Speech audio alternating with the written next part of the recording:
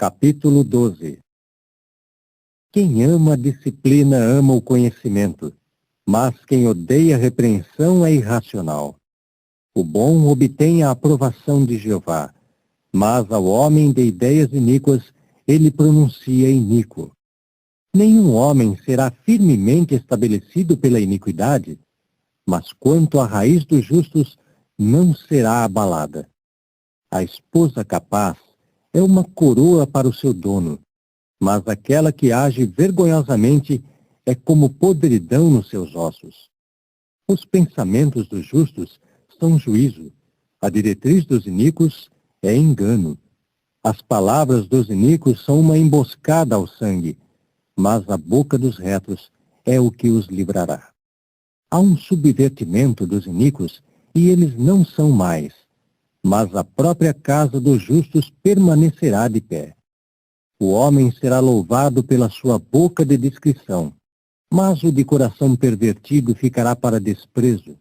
Melhor é o pouco estimado, mas que tem um servo, do que aquele que se glorifica, mas que carece de pão. O justo importa-se com a alma do seu animal doméstico, mas as misericórdias dos iníquos são cruéis. Quem cultiva o seu solo é o que se fartará de pão, mas aquele que se empenha por coisas sem valor é falto de coração. O iníquo desejou a caça enredada de homens maus, mas quanto à raiz dos justos, ela rende. O mal é enlaçado pela transgressão dos lábios, mas o justo se livra da aflição. Dos frutos da boca do homem, ele se farta com o que é bom, e o próprio ato das mãos do homem retornará a ele. O caminho do tolo é direito aos seus próprios olhos, mas quem escuta conselho é sábio. É o tolo que dá a conhecer seu vexame no mesmo dia, mas o argucioso encobre a desonra. Quem exprime fidelidade conta o que é justo.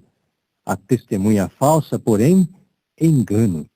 Existe aquele que fala irrefletidamente como que com as estocadas de uma espada, mas a língua dos sábios é uma cura.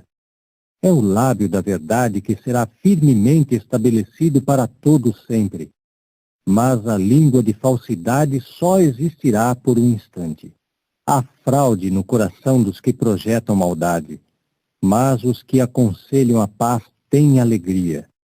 Nada prejudicial acontecerá ao justo, mas os iníquos são os que certamente ficarão cheios de calamidade. Lábios falsos são algo detestável para Jeová, mas os que agem em fidelidade são um prazer para ele. O homem argucioso encobre o conhecimento, mas o coração dos estúpidos é o que proclama tolice. A mão dos diligentes é a que governará, mas a mão indolente virá a ser para trabalho forçado.